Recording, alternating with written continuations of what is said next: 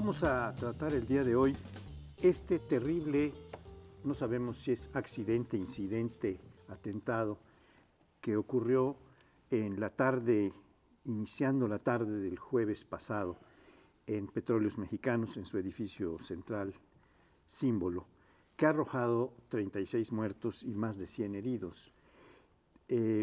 Está el proceso en especulación todavía. No hay ninguna causa que se pueda aducir y las investigaciones están en curso. Hoy en la mañana apareció en un periódico, en el periódico La Jornada, una nota que hablaba de que un testigo, que no revelaba su nombre, señalaba que había visto salir a los de la unidad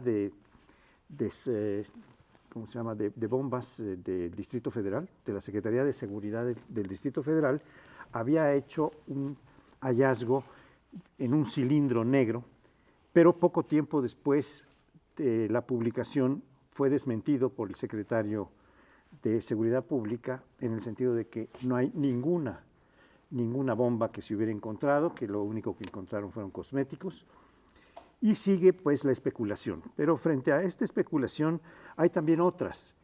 ¿Cuáles son las medidas de seguridad? ¿Cuáles son los planes alternativos que se tienen cuando ocurre un evento de esta naturaleza? Y por otra parte está el asunto Pemex con su posible alianza con Petrobras en Argentina, que es una alternativa distinta que abre nuevos campos. Entonces estamos en presencia de un drama, pero por otro lado de expectativas que suenan interesantes. Bueno, si hubiera ocurrido esta explosión, pongamos en una fábrica de autos o algo por el estilo, hubiera sido desde luego una noticia de primera plana y la televisión también lo anunciaría.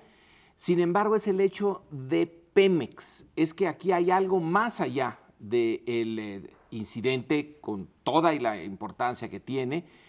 Es más, si hubiera ocurrido en Pemex en otras circunstancias, ya ha habido, si mal no recuerdo, incidentes donde también han perecido algunas decenas de personas y no hace mucho. Un conducto de gas o algo por el estilo en Puebla no ocurrió hace no mucho tiempo. Es que ahora se juntan dos cosas. Se junta la explosión misma con otro tema políticamente explosivo, que es el posible cambio del marco legal en el que se inserta toda la actividad de Pemex. Estas dos cosas coinciden y más de uno ha decidido juntarlas. Creo que no tenemos por qué unirlas, pero sí hacer referencia a que Pemex está adquiriendo en este momento una gran importancia política. Si esto fue un accidente, es de todas maneras terrible, pero si se le añade el componente político de un atentado, entonces sí que habría aquí un conjunto de factores que por el momento, hasta el momento en que estamos grabando este programa, quién sabe qué pase en las horas que vienen, no tenemos ninguna razón para especular sobre esta segunda parte, la del atentado, pero sí sobre la primera, sobre Pemex y su futuro inmediato, ahora que se inicia el sexenio de Peña.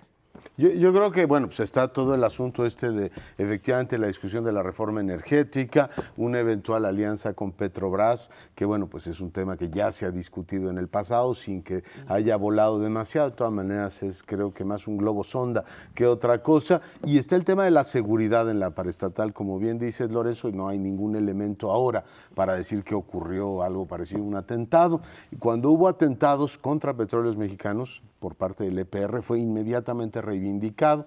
Esto ocurrió en unos ductos y no hubo víctimas. Sería, digamos, muy fuerte que ahora en pleno día, a las 3:30 de la tarde, hubieran puesto un explosivo. En fin, no hay nada que nos lleve por esa vía. Lo que sí está absolutamente claro es que la paraestatal tiene un severo problema de seguridad en todas sus instalaciones. Tú recordabas el caso de San Martín Texmelucan, sí, pero recuerden el caso de la refinería hace poco tiempo, que Romero de Champs también minimizó y dijo, ay, son unos cuantos muertos.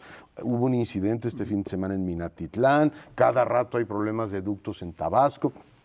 Y te dice que se debe, uno, a un problema de mantenimiento serio, y yo creo que ahí las alarmas han sonado, pero verdaderamente en todos los sentidos. Es decir, oiga, o alguien se está robando el dinero o están succionando los recursos de la paraestatal porque por todos lados estalla. Y yo no quiero ser malinchista, pero no veo en los periódicos que las petroleras de otras partes del planeta estén teniendo problemas de ese tipo. Eso por un lado. Y por el otro, el robo de combustible al que es, digamos, sometido Petróleos Mexicanos en todo el territorio nacional. Sí te plantean la necesidad de revisar el esquema de seguridad desde la cabeza hasta el último de los ductos en toda la geografía nacional. De todas maneras, creo que el gobierno se está tardando en dar una explicación de qué es lo que ocurrió el jueves. Así es, se está tardando y aquí hay la expectativa de la sociedad, me imagino, va en varios sentidos. Por un lado, pues el aspecto técnico, es decir, ¿qué provocó o qué fue esto? Porque en realidad está muy raro. Es decir, una explosión que genera hasta ahora 35, 36 muertos, me parece, pero donde no hay fuego. Entonces, es una cosa extraña, técnicamente nos tienes que explicar también qué pasó. Pero las otras implicaciones de decir si es un descuido, si es un accidente, por negligencia, ¿no? Por descuido en general, aspectos de corrupción. Recordemos que muchas de las tragedias que ocurren en México están asociadas con corrupción. Incluso catástrofes naturales, como fue el temblor del 1985, muchos de los edificios que cayeron y donde hubo muertes era porque estuvieron mal hechos, porque no cumplieron los requisitos, por corrupción, etcétera. Entonces, desde luego que tenemos que tener, mientras más pronto mejor, la explicación técnica de qué ocurrió, para también ver las implicaciones, cuáles son los responsables, si es que los hay, sea de negligencia o de corrupción, descuido en términos de seguridad, medidas que se deben de tomar a futuro para evitar, cosa que siempre sucede y luego a la mera hora de todas maneras no pasa nada. Pero yo he dicho mucho que en México no se aplica esta frase de después del niño ahogado se tapa el pozo. Que aquí no se tapan los pozos de todas maneras, siguen abiertos y siguen cayendo niños una y otra vez. Entonces, con todos los accidentes que ha habido en Pemex, son focos de alerta que a la mera hora no se atienden adecuadamente. Y sí creo que mientras más tiempo pase, la especulación se empieza a generar en el sentido, desde luego, de la suspicacia que hay en nuestra cultura política, por decir, mira, es que ya saben. Yo ya leí ahora un comentario, en decir, ya saben, pero no lo quieren decir por las consecuencias que eso implica, por el costo político, etcétera. Entonces, mientras más tiempo tarden, se va a generar mucho mayor suspicacia sobre qué es lo que ocurrió ahí. Bueno, uno de los indicios que hemos tenido a través de la información que distribuyen los medios, ¿verdad?, es que la explosión, que aparentemente fue una explosión, no hubo incendio, no hubo fuego, hizo salir muchísimas páginas de información, suponemos que de expedientes. Estos empezaron a ser recogidos de inmediato, o en cuanto pudieron, por varias corporaciones. El Ejército, se dice en la nota que yo leí, la Policía Federal y la Policía del Distrito Federal. Y están tratando de integrar, porque una de las hipótesis que surge de esto es que querían destruir elementos informativos que había en esos expedientes con esta explosión, no matar gente aparentemente, esta es la hipótesis. Claro que si se hace a esta hora, pues es seguro que matan gente, porque 3:30 de la tarde cuando hizo explosión aquello, pues hizo que murieran hasta ahora 36 personas, esperemos que ahí se hubiera parado, pero todavía hay un buen número de hospitalizados, hay 30 y tantos hospitalizados todavía de los heridos que quedaron. La otra cuestión que me gustaría tocar es el asunto de la privatización de Pemex, que es una de las discusiones más fuertes que ha habido. Se ha dicho que Peña Nieto ha propuesto, no aquí en México, pero sobre todo en sus reuniones con empresarios en el extranjero, ha dicho, les queremos abrir las puertas para la inversión, etcétera, lo cual para algunos es un proceso de privatización. Peña Nieto de inmediato ha dicho, no vamos a privatizar, tampoco, también lo dijo Videgaray, su secretario de Hacienda, están cortando esa especulación en el sentido de que se va a privatizar Pemex. Todavía no tenemos una iniciativa de ley en la cual veamos cuáles van a ser los cambios que afectarían a Pemex. Creo que en el orden fiscal sería uno muy importante porque sí tenía un peso enorme de aportación al gasto público. Pemex es 30 o 40% del gasto público y ahí parece que habría algunos cambios en cuanto a la materia legal, no en la ley orgánica de Pemex, sino en las leyes fiscales más bien. Y pues estos serían temas que también valdría la pena discutir. Es una explosión que no es solo esta que ha producido tantos muertos, sino una explosión que puede ser de la institución como está ahora y una reorganización o una reingeniería, como dicen algunos muy. La reingeniería la necesita desde hace mucho tiempo, pero yo tengo mis dudas cuando dicen no lo vamos a privatizar y está al lado estas declaraciones a empresarios extranjeros. Es que, ¿qué quiere decir privatizar? Depende de cómo se defina privatización y pueden decir, no, privatización es si nosotros le diéramos toda la empresa, pero si le damos cierta entrada, por ejemplo, a segmentos de la actividad. Industria. Bueno, para unos de nosotros esa es privatización, para ellos no. Entonces, mientras no nos pongamos de acuerdo en qué quiere decir privatización, pueden jugarse las dos cosas, que se está planeando privatizar y que no se está planeando privatizar, sino simplemente cambiar. Y otro punto para mí interesante es el hecho de que de inmediato dijeron, estamos haciendo esta investigación, no solamente nosotros, las instituciones directamente involucradas, la Procuraduría, etcétera, sino que queremos que también esté la UNAM y que estén dos empresas extranjeras. Es que esto implícitamente nos está diciendo, no nos van a creer a nosotros. Si hacemos una investigación nada más por la Procuraduría o por el Ejército o por una sola institución pública, no. Tiene que ser una pluralidad para ver si así nos creen.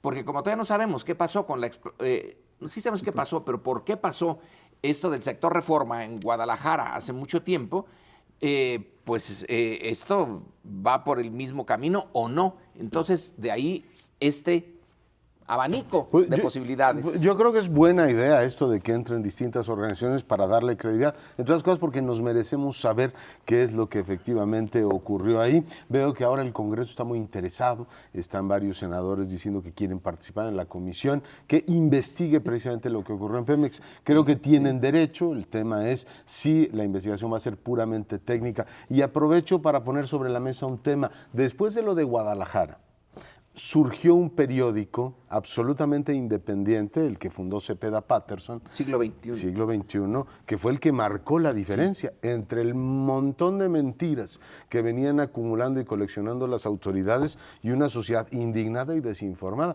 Yo creo que ahí también los medios, en vez de estar especulando que si les dijeron o no les dijeron, o los papeles que recogieron la policía y todo lo demás, un muy buen servicio que le podrían dar a las sociedades, tratar de reconstruir con la independencia que en una democracia deben tener los medios, contarnos lo que sucedió. Yo creo que mientras más versiones coincidentes tengamos, va a ser mucho más útil para la vida del país. Siglo XXI ya existía recientemente, pero avisó del problema. Eso fue lo que le dio también credibilidad. Avisó del problema que fue descuidado por las autoridades. Y ahí dio el gran salto. Y ahí dio el gran salto. Pero lo de Guadalajara se ha mencionado, lo dijo también Cepeda Patterson el día de ayer. Sí hubo consecuencias políticas. Es decir, el alcalde fue a prisión incluso, el gobernador tuvo que renunciar, pero no tuvo para Pemex consecuencias. No. Es decir, solamente fueron limitadas locales para las instancias políticas, pero no para la propia empresa. Después de lo de San Martín, no me acuerdo que haya habido ninguna responsabilidad. Tampoco nada. Bien, aunque todavía no tenemos, y esto va a seguir, tenemos que irnos a un siguiente bloque. No nos deje, será un tema muy interesante. Bueno, y en el IFE están ocurriendo varias cosas. Por un lado, habrá en este año cambio de consejeros. 3 de los 9 consejeros, incluyendo al consejero presidente, tendrán que ser sustituidos, a menos que en el caso del consejero presidente sea reelecto. Tiene la posibilidad de una reelección más, otros 6 años. Pero también hubo la renuncia de un consejero que en realidad tiene todavía mucho tiempo por delante, en principio, que fue nombrado para 9 años, si no me equivoco. Entonces llevan más o menos 1, tendrían 8 por delante, que es Sergio García Ramírez, que además ha sido muy cuestionado porque él es el que decidió el caso del Pemex Gate, después de haberse, del Monex, después de haberse excusado y sin embargo al haber habido un empate de 4-4, 4 en favor de una multa al PRI por 75 millones y otros 4 que decían que no ameritaba ninguna multa, él dijo, pues si quieren yo desempato, a pesar de que ya se sabía que había un sesgo que él mismo había confesado en términos de amistad con una de las empresas involucradas. Entonces fue muy cuestionado desde luego su participación y ahora anuncia que se retira. No dice que haya sido por esta causa, él advierte que él había dicho desde antes que solamente quería estar durante el proceso electoral del año pasado y un poquito después, si acaso, y ya muchos dicen, claro, hasta después de que viniera todo lo de la fiscalización, para que su voto pudiera ser contado en favor del PRI. Pero también el próximo miércoles el Consejo va a discutir todo lo de los gastos de campaña, que se había presentado la semana pasada, en términos de que es la izquierda la que rebasó los gastos de campaña y resulta que el PRI no, algo que a mí me parece absolutamente inverosímil. No tanto que la izquierda también haya sobrepasado gastos de campaña, debe ser porque en general la izquierda es muy desordenada, ha sido tradicionalmente desordenada al presentar sus papeles y demás. Lo que sí me parece absolutamente inverosímil es que el PRI no haya rebasado gastos de campaña, y los vimos por todos lados.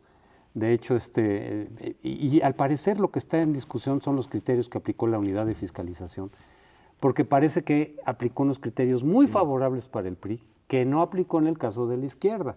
Entonces, a la hora de decir estos gastos van para presidencial, que ese es el fondo del asunto, o para diputados o para senadores, le aceptó unos criterios muy laxos al PRI para no tener que rebasar el gasto de campañas, y en el caso de la izquierda se están quejando y decir, a nosotros no nos aceptaron esos criterios, y entonces sí rebasamos el gasto de campañas. Fue una ilusión óptica, Crespo, ¿no? La campaña de Peña Nieto no fue de ese tamaño. Lo que vimos, quién sabe en qué país ocurrió. Yo creo que es un papelón el del Instituto Federal Electoral, que mucho tendrá efectivamente que procesar para explicarlo, porque por un lado aplica criterios efectivamente de contador puro, que no me parecen a mí admisibles cuando uno está, y recordamos los antecedentes que tiene el Instituto Federal Electoral para supervisar campañas y ver los dineros de los partidos políticos, en donde no solo se puede atener a los recibos que le dan, sino al espíritu y la forma en que actuaron los partidos políticos, y que la campaña de Peña Nieto fue hipervisible. Bueno, según el IFE le sobraron 20 millones de pesos. Es verdaderamente una cosa increíble. Por el lado de la izquierda, la verdad es que también es indefendible el caso. Según el Instituto Federal Electoral y según la unidad de fiscalización, consignó, no me acuerdo si 277 o 287 millones. Y comprobó 80 millones más, es decir, comprobó más de lo que dice que había gastado, es decir, un desastre contable en toda la línea. Las dos cosas pueden ser ciertas, pero el Instituto Federal Electoral dijo, a la izquierda le aplico efectivamente la multa por no tener sus papeles en orden, y en el caso del PRI, como tiene los papeles en orden, pues lo deja pasar. Me parece lamentable. Y lo de García Ramírez en 2 segundos. Él podrá decir que le habrá avisado a Manlio Fabio Beltrones y al Espíritu Santo que se iba después del proceso, pero en política las cosas se juzgan por sus resultados, y se va después de ese voto vergonzoso en el cual un personaje con tanta trayectoria como él votó en favor de la excusa al Partido Revolucionario Institucional, que no sé si le hizo un favor, porque les hubieran podido poner una multa y hubieran quedado mucho mejor, pero quedaron eximidos de esa multa y después les dijeron, qué bien llevan sus cuentas, mira, hasta 20 millones de pesos les sobraron. Una cosa absolutamente increíble. Hay en esta ocasión que aprovecharlo para insistir el escándalo de todo, de multas a la izquierda, no multas al PRI, de García Ramírez, que en algún momento de su biografía él fue funcionario del PRI, ¿no es así? Y candidato, incluso precandidato. Bueno, y un poco por accidente, lo de precandidato presidencial, porque alguien se equivocó. No, eran 9 que sí estaban compitió, señalados. él sí compitió. Sí, El punto formalmente. es que el IFE debe de estar formado, el IFE en su espíritu original, por personas. No habrá en los ciento y tantos, 112 o 115 millones de mexicanos, un puñado que sean personas honorables y que no tengan compromiso con un partido, porque ese es el secreto. Aquí el IFE se vino abajo, está hecho lo que hoy es una institución sin credibilidad, porque se partidizó así, inmediatamente. Más tardaron en hacerlo y darle la posibilidad de cambiar en el 2000 al personaje que ocupa, el partido que ocupa Los Pinos, que luego logran partidizarse y en saberse. Es fácil saber a quién de las fuerzas políticas responde cada uno de los miembros del IFE posterior al de Woldenberg, al que presidió Woldenberg. De ahí en adelante empezó esta identificación, esta captura, esta colonización del IFE por los partidos. Ahí está el mal mayor.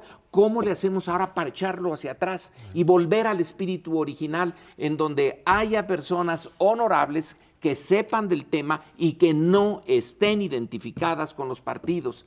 ¿Es mucho pedir? Pues sí, sí es mucho pedir. Yo quiero aprovechar la ocasión de este tema que tratamos también la semana pasada, en donde a mí me tocó, siguiendo una nota que se publicó en Reforma, la ocasión de presentar la información que había sido, digamos, filtrada o que iban a multar con una multa notable a Peña Nieto y con una multa menor, pero también sustantiva, a López Obrador. Esto es lo que dijimos porque yo lo dije y aprovecho para disculparme, porque todavía no se había dado una resolución del IFE. Después vino la resolución del IFE, que como ya se comentó, era solo López Obrador quien sobrepasa los gastos de campaña. Pero todavía no la sancionan. Y él va a ser multado con 120 y tantos millones. El miércoles lo discuten. Sí, esto es lo que fue el proyecto que presentó la unidad de fiscalización. Es que hay un dictamen de la unidad de fiscalización que dice esto. Eso no lo teníamos en el programa pasado, entonces yo aprovecho para disculparme y decir que ahora estábamos pendientes. La otra cuestión es que después de haber dicho esto, el IFE tomó la resolución de posponer una semana la resolución. Y por eso será el próximo van a miércoles. analizar, y el próximo miércoles sabremos, cuáles fueron los criterios que se aplicaron en esta contabilidad. Porque aparentemente hay un problema de criterios ahí. ¿Se aplicó todo a la campaña presidencial o parte de esto que le imputan a López Obrador en sus 3 partidos que lo apoyaron era para la campaña de los diputados? ¿Y cómo se tiene que distinguir? Se dice que los partidos ofrecieron esta información, pero el IFE tiene capacidad para interpretar y para hacer estos deslindes y estas cribas para decir esto fue el gasto de campaña presidencial, que es el que está en duda, y esto fue gasto para otras campañas. Pero, en fin, este es otro de los asuntos que vamos a saber el miércoles. Y finalmente yo quiero decir que los partidos han empezado a decir cosas interesantes. Cada uno los de izquierda han dicho no se hizo la misma contabilidad para los 3 partidos y hay que hacer la misma para los 3. Si nos dejan aplicar los criterios que se aplicaron para el PRI, a nosotros saldríamos libres. Y por otro lado, en el PAN está habiendo una discusión terrible en donde... Quedaron cortos. Sí, el coordinador de campaña de Josefina Vázquez Mota dice, no nos apoyaron suficiente, estuve pidiendo y no nos entregaron la cantidad que dice ahí. Nos entregaron 220 millones, teníamos derecho a 330 y tantos, ¿no? Pero Madero, el presidente del partido, dice, no, les entregamos todo esto con estas partidas y quedamos 10 millones abajo de los 330 y tantos. O sea, está habiendo en todos los partidos, con lo cual estamos teniendo un caso verdaderamente generalizado en todos los partidos y en todas las contabilidades que se están analizando, no solo en la de López Obrador y la izquierda. Habría que ver todo este asunto en su conjunto. Y para entender un poco mejor lo que se va a discutir el miércoles, yo quisiera señalar, por ejemplo, que en los criterios de prorrateo, de a dónde se contabilizan los recursos de campaña, la campaña federal, sea la presidencial, a la de senadores o diputados, en la ley de fiscalización, que es reciente y que solo se ha aplicado para esta elección, permite que de la mitad de recursos para propaganda, etcétera, para espectaculares y demás de la propia campaña, sea el propio partido el que diga yo le dedico tanto a la presidencial o le dediqué tanto a la presidencial. Lo que ellos digan. Entonces, en el caso del PRI dijeron que le dedicaron el 1% a la presidencial. De esa parte, dice la ley de fiscalización, la mitad de los recursos es la propia unidad la que hace el prorrateo, mitad y mitad para la presidencial y la mitad para las otras campañas. De la otra mitad de los recursos que se gastaron, es el propio partido el que dice cómo se debe de prorratear. Entonces lo que hizo el PRI fue decir, yo de estos recursos, de lo que le toca a él prorratear, le dediqué a la presidencial el 1%. ¿Quién lo va a creer eso?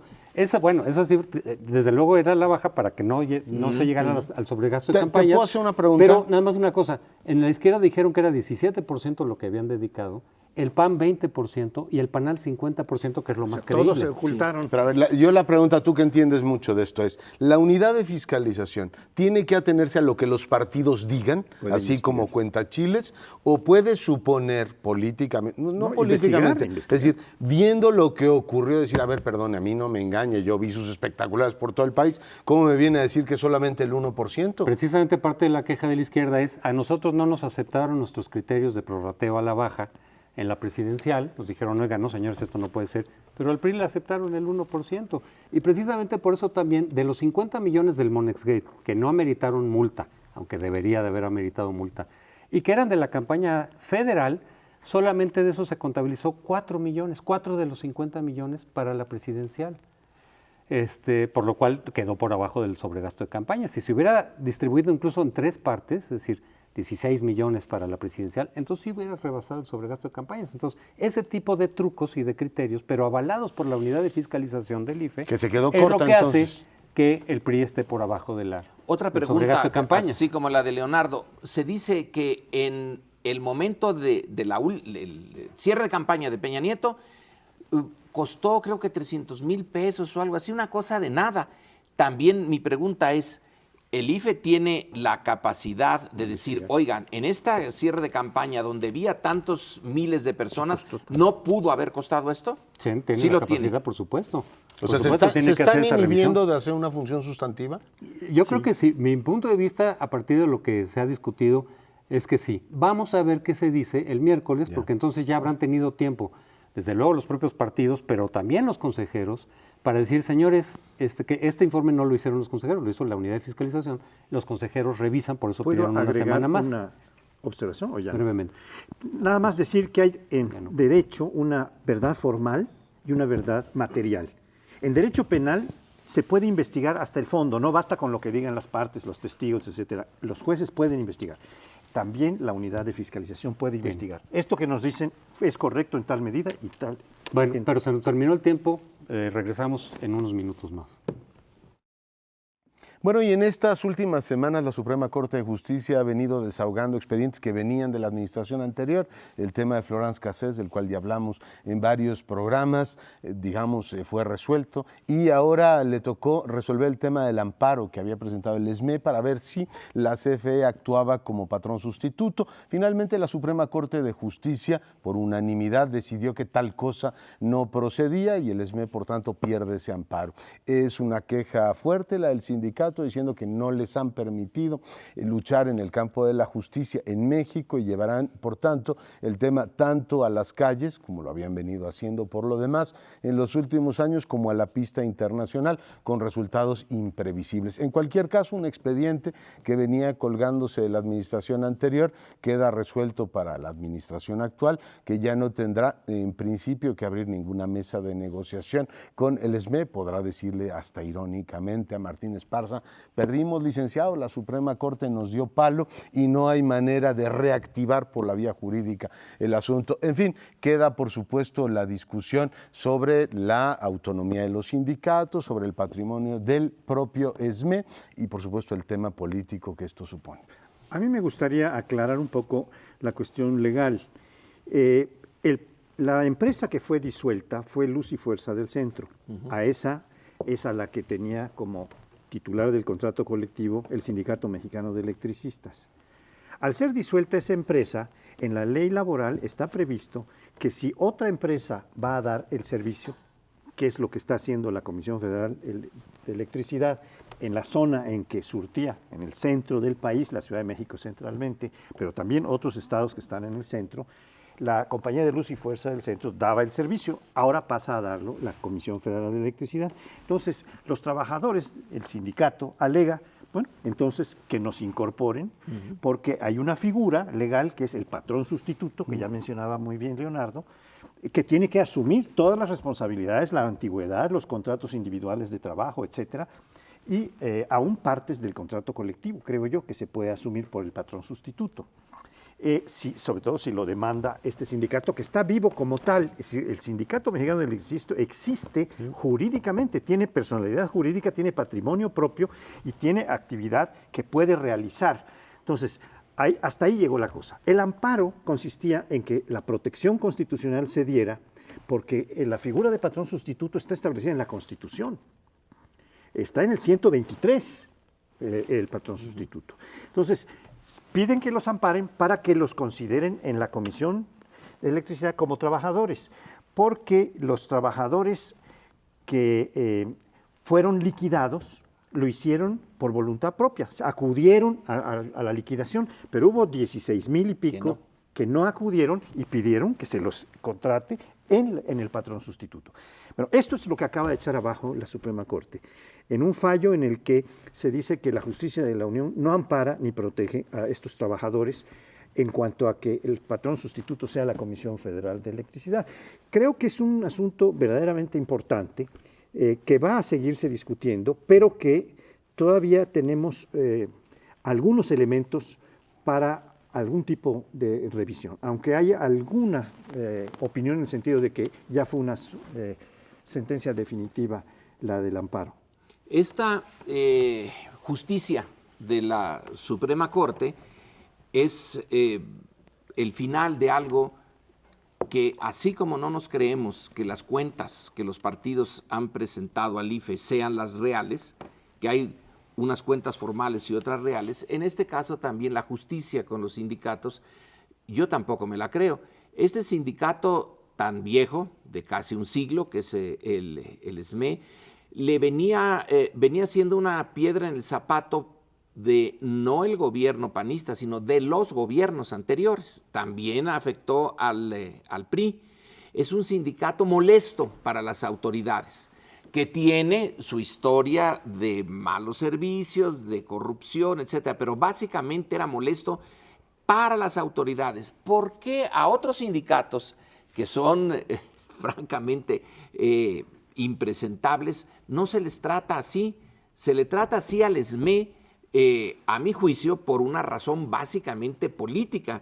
Y ahora la Suprema Corte da la puntilla y además dice, este nuevo servicio, el de la Comisión Federal de Electricidad, no tiene nada que ver con el otro se disolvió, el gobierno de la República no es el patrón, no tiene nada que ver con esto, simplemente se hizo humo la otra empresa y sus derechos también. Así que resígnense, vayan, pidan sus liquidaciones.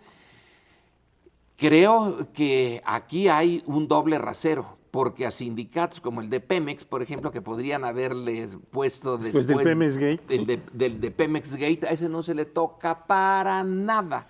En cambio a este, que era cuestionador, a este sí, todo el rigor de la ley para los que andan cuestionando y nada para los que nos sirven. Y la propia Comisión Federal de Electricidad también tendría muchas cosas ahí que revisarse en todo caso. Pero efectivamente más parece un criterio político, pero es que viene desde atrás lo del criterio político para el tratamiento de ciertos sindicatos que a su vez son sindicatos de empresas de monopolios públicos. Porque parte del enojo de la opinión pública respecto, por ejemplo, de Luz y Fuerza y del sindicato en particular, era la cantidad de privilegios que tenían los agremiados, los líderes, plazas más allá, que ocurre con otros, estoy de acuerdo, es decir, ocurre en Pemex, ocurre en la propia comisión y el magisterio. Entonces, la lógica de un monopolio es distinto en este caso a la de los privados, porque aquí no hay límite de pronto de los gastos de los que puedas echar mano y empezar a manejar con números rojos. Entonces, de pronto el sindicato, por razones políticas, es decir, tener un sindicato importante con muchos agremiados que nos van a dar apoyo político, apoyo electoral, esa era la lógica del corporativismo priista, ¿no? El corporativismo autoritario. Es decir, tenemos sindicatos de las grandes empresas públicas que son un respaldo político fundamental. Bueno, a cambio les damos una cantidad de canonjías, de privilegios, de sueldos, de más plazas, a costa de entrar en números rojos en la propia empresa, que en una empresa privada pues eso no puede ser porque entonces tienes que declararte en quiebra.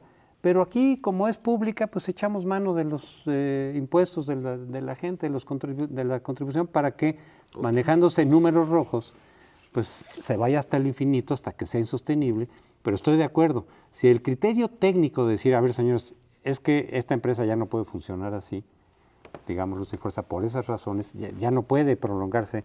Ahora sí que por razones políticas el que se maneje con números rojos, la pregunta es, ¿y por qué no lo hacen con los otros sindicatos? Yo creo que esa es la gran pregunta y ojalá lo empiecen a hacer, lo dudo, pero finalmente ese sería el camino adecuado y también progresar en el mundo de la democratización del trabajo. Por ejemplo, qué, digamos, sano, saludable sería para el país que ahora el SMEC se quedó sin empresa, pudiera efectivamente estar disputando el contrato al SUTERM, ¿no? Es decir, al otro sindicato que ofrece eso y tengamos en lo que en México nunca hemos visto, una auténtica democracia sindical y al igual que elegimos partidos, que si ya no me gusta este voto por el otro, que los trabajadores puedan efectivamente ver que hay una competencia en el mundo del trabajo y que eso redunde no en contratos leoninos para el erario público, porque finalmente lo que defendía Martín Esparza no tiene nada heroico, que hubiera una subvención de 30,000 millones, por cierto tendrá que explicar el patrimonio del sindicato cómo lo va a repartir entre los agremiados, primero de cuánto es, que muchos sospechan que es una cantidad importante, por tanto lecciones de transparencia y apego al trabajo, digo a la base trabajadora las tendrá que dar él. Pero en fin, yo hago votos, por supuesto no soy iluso, pero como estamos en día de puente, pienso que la democratización del mundo del trabajo sigue siendo una prioridad de los partidos y estoy seguro que el PRI no la va a llevar adelante porque ni está en sus genes, ni tiene ningún interés para que esto ocurra, pero estoy seguro que la izquierda, en la medida que se vaya independizando de todos estos compañeros de viaje como la CENTE, como el SME, etcétera, sí tiene que tomar el tema de la democratización del mundo del trabajo. Los trabajadores finalmente, particularmente en el sector privado, están en muchos sentidos inermes. Público, sobre todo... Privado, es decir, porque en el público están súper protegidos, ahí está el SME, el CENTE, etcétera. Sí. Si el mundo del trabajo en la empresa privada, ¿no? Sí. Salarios muy bajos, la gente no tiene, en fin, son un montón de carencias. En todas las empresas públicas y privadas, el grueso de los que trabajan no tienen ningún sindicato. No tienen, ¿no? Ni sindicatos, hasta pobretones. Y el grueso del mexicano es que ahí hay una realidad por un sueldo mexicana, no tiene ninguna protección. Hay una realidad mexicana esquizofrénica. Hay muchos sindicatos sin registro y hay muchos registros sin sindicato. Todas esas plaquitas que cuelgan en las construcciones que dicen que esto está protegido por el sindicato tal, no existen. Son plaquitas que le venden al constructor para que pueda hacer la obra, amparadas por un sindicato aparentemente. Al que le pagan una cantidad de dinero, falso, ¿no? Son membretes, son que se venden. Entonces, ahí está toda esta realidad laboral que habría que revisar en su conjunto. Bueno, pues ¿les parece que hagamos una brevísima pausa? Estamos de regreso en un instante. Pues hoy la ciudad estaba muy transitable. Pocas concentraciones de automóviles, gente, está la parte final de un puente vacacional.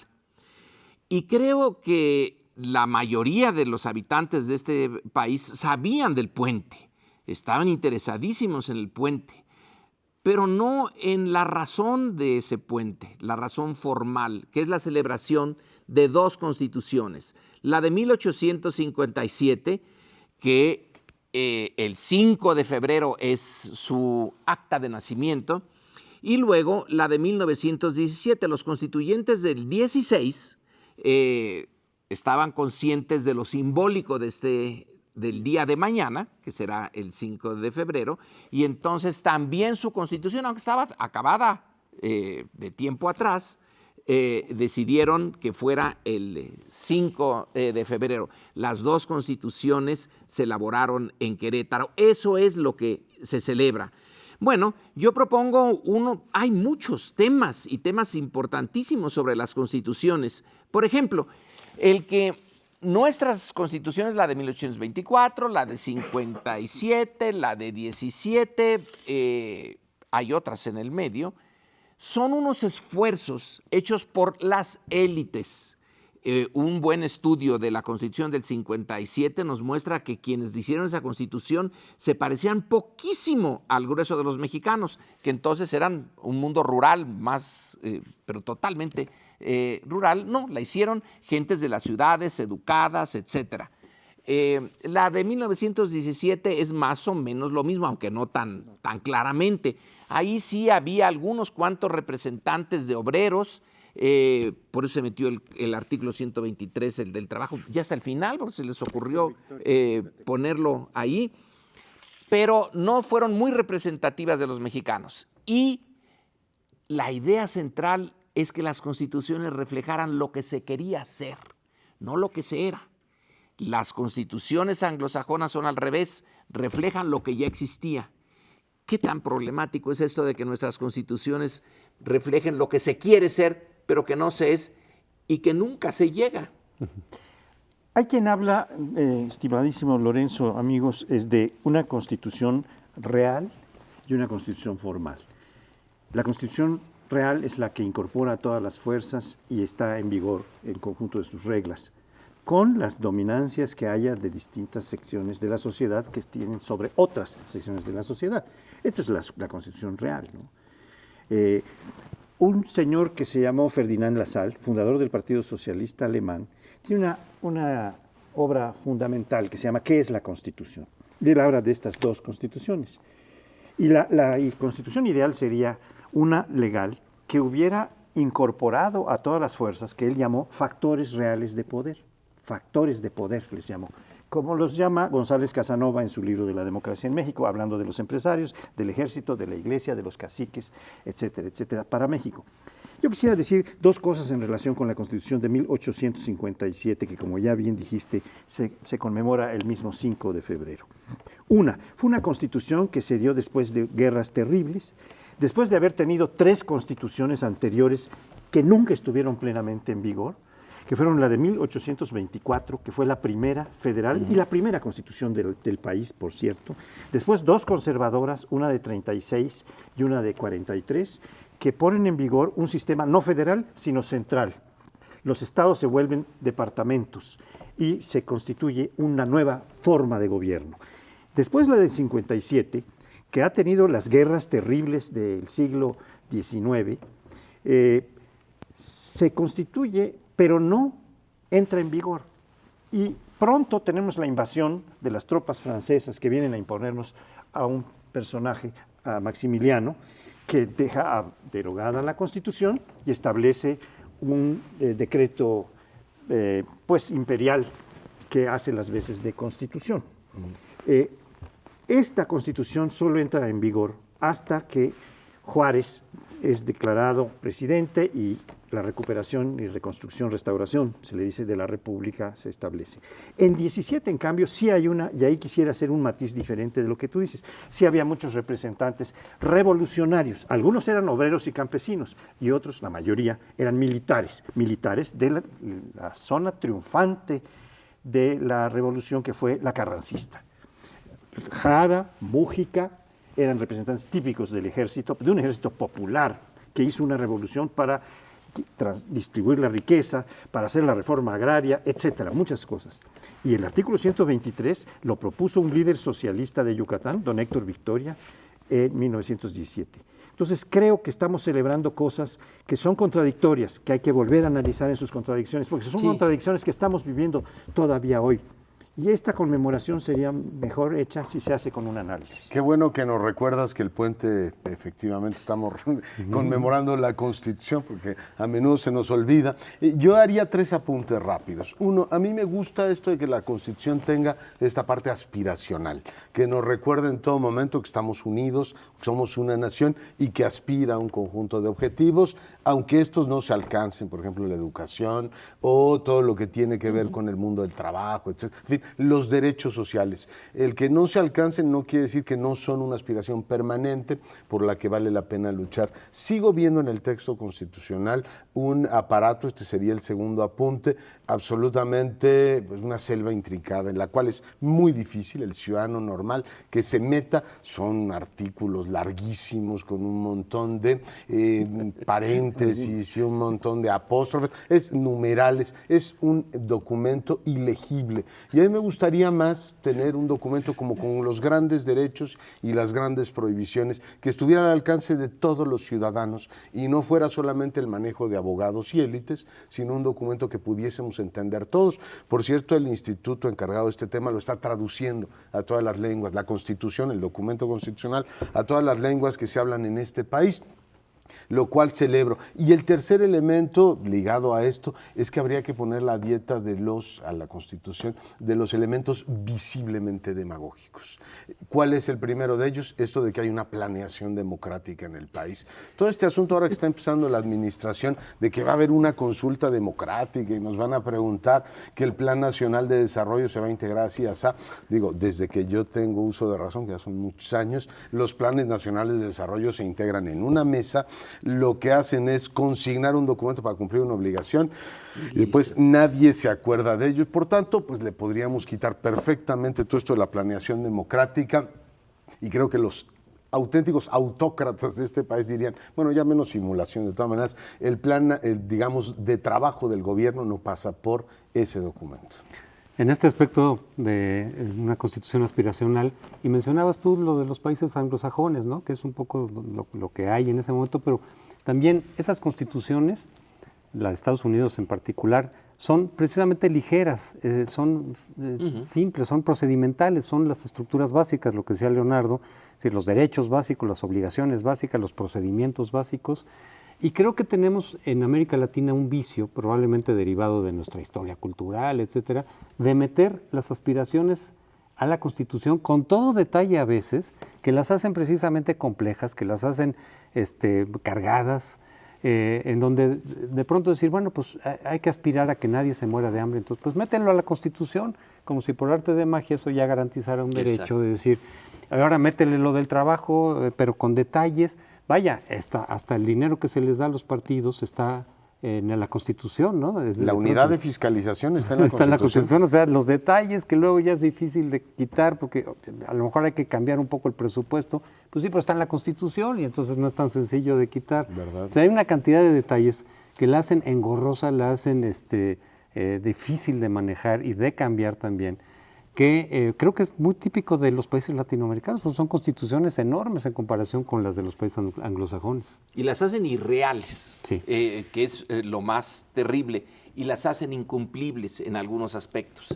Entonces se acostumbra una sociedad a que hay cosas en la Constitución que no se cumplen. Ahora, ¿dónde está el límite entre lo que sí se cumple y no se cumple? Es muy mala la idea. Esa es la parte difícil de lo aspiracional. Que tú tienes una utopía, la pones en la Constitución, pero la realidad está aquí, la distancia, se supone que viajaríamos esa distancia y que algún día se haría la realidad y el presupuesto inicial una sola cosa, pero nunca ha sido el caso.